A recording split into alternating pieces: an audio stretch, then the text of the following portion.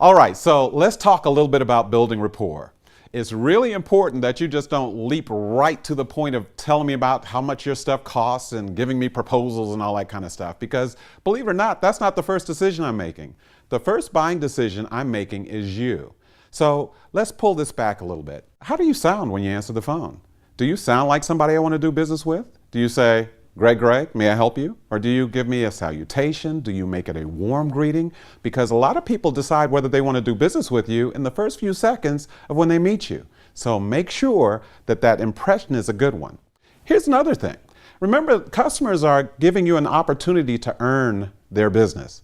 They're actually giving you that opportunity. So before you go much further down the line, here's what I'd like you to consider saying to your next new customer.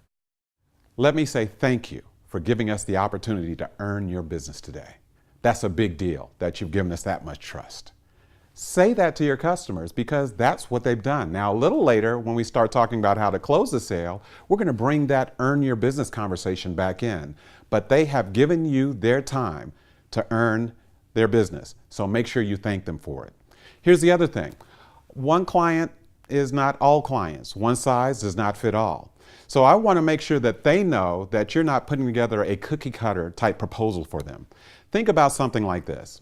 So, Jay, I want to ask you a couple of questions just to make sure I'm putting together a proposal that is custom built just for you.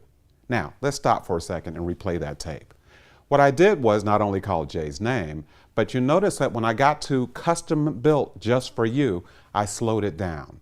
Anytime you want to add emphasis to a conversation with clients or prospective clients, slow it down. Listen to it again. So Jay, I want to ask you a couple of questions to make sure I'm putting together a proposal that's custom built just for you. Jay wants to know that. By the way, here's the other thing. Jay really doesn't know that much about what I sell, even if he acts like it. So set him up for an interview as opposed to telling him to tell you everything he knows, because that may put him on the spot. Listen to that part again. So Jay, I want to ask you a couple of questions to make sure I'm putting together a proposal that's custom built just for you.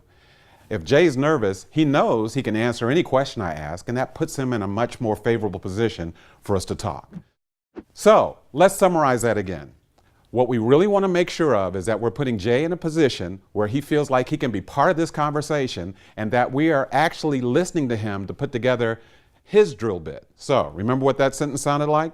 So Jay, I want to ask you a couple of questions before we get started, just to make sure I'm putting together a proposal that is custom built just for you.